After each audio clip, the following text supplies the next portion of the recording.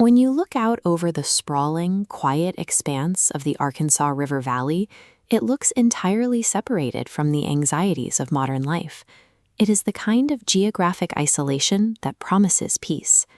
In 2003, Jamie and Ben Shea were looking for exactly that peace to raise their 3 kids. They found a white, 2-story historical home with a massive front porch. Parts of the property dated back to the late 1700s, and strangely, the asking price was considerably lower than anything else on the market. The initial walkthrough revealed immediate, glaring anomalies. Upstairs, they found a boarded-up fireplace, spray-painted with a pentagram, bits of melted candles scattered across the floor, and the full first and last name of a young boy written explicitly on the wood. The property itself held a dense, troubled history. It had operated as an original stagecoach stop, functioned as a county jail, and sat a mere 100 yards in front of a 19th-century Confederate cemetery. Faced with these discoveries, the Sheas decided local teenagers had simply broken in to play around. They bought the house. This is a common psychological trap. When people find an incredible financial deal, they will eagerly rationalize away their own survival instincts to protect the investment. The true danger of a haunted environment begins long before the first paranormal event.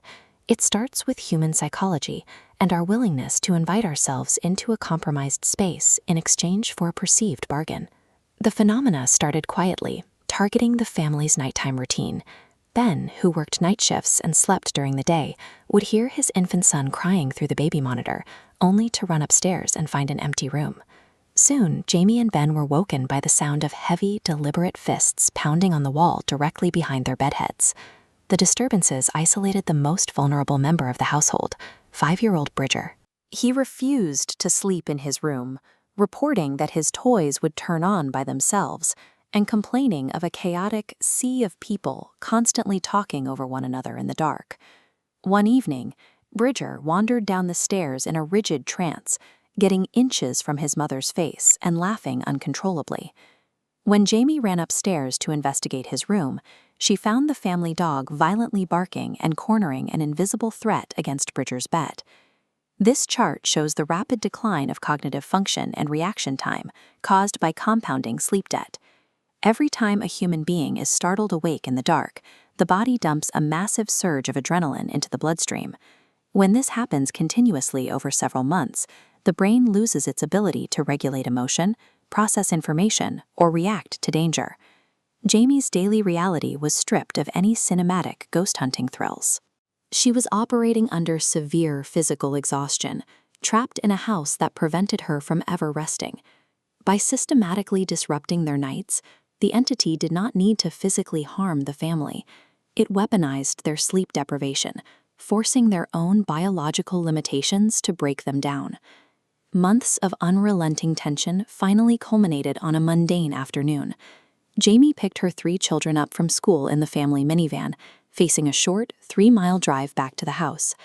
Up ahead, a road construction crew had accidentally left a single orange barrel sitting slightly out of place, encroaching on her lane. Under normal circumstances, a driver taps the brakes and shifts slightly to the left. But operating on a severe, prolonged sleep deficit, Jamie's reaction time lagged. She panicked and yanked the wheel in a fatal overcorrection. The minivan went completely head over heels, flipping multiple times off the road. During the violent rollover, 10-year-old Tori was ejected from the vehicle and pinned underneath it, suffering life-threatening compression fractures in her spine. Tori miraculously survived, but the event crystallized the reality of their situation for Jamie. There was no apparition sitting in the passenger seat. No invisible hand grabbed the steering wheel. The crash was the direct physical consequence of extreme biological exhaustion. The lethal threat of a haunting is heavily terrestrial. Human bodies simply cannot survive the continuous, unrelenting stress an active environment inflicts on the nervous system. Desperate to reclaim their home after Tori's recovery, the Sheas brought in a local paranormal research team. During the investigation, a Ouija board spelled out the name Seth, a spirit who claimed to have never been alive. Following that session, the home's atmosphere plummeted into a malicious, icy state. Reports of the investigation made their way online, soon catching the attention of television producers. By 2007, the Discovery Channel aired an episode about the family for their series A Haunting. The production company took the liberty of rewriting the family's trauma. To make the crash more visually exciting for television, the show fabricated a phantom ghost running out into the road to cause the wreck. This media distortion completely erases the actual danger the family faced. It takes the devastating reality of a physiological breakdown and replaces it with a cheap, fictional jump scare. The family's breaking point arrived shortly after, during a quiet evening in the kitchen. A burned music CD suddenly skipped to track 99 on its own. The speakers locked into a loop, repeating a single phrase over and over. "You need to help." They gathered their things and left the property for good.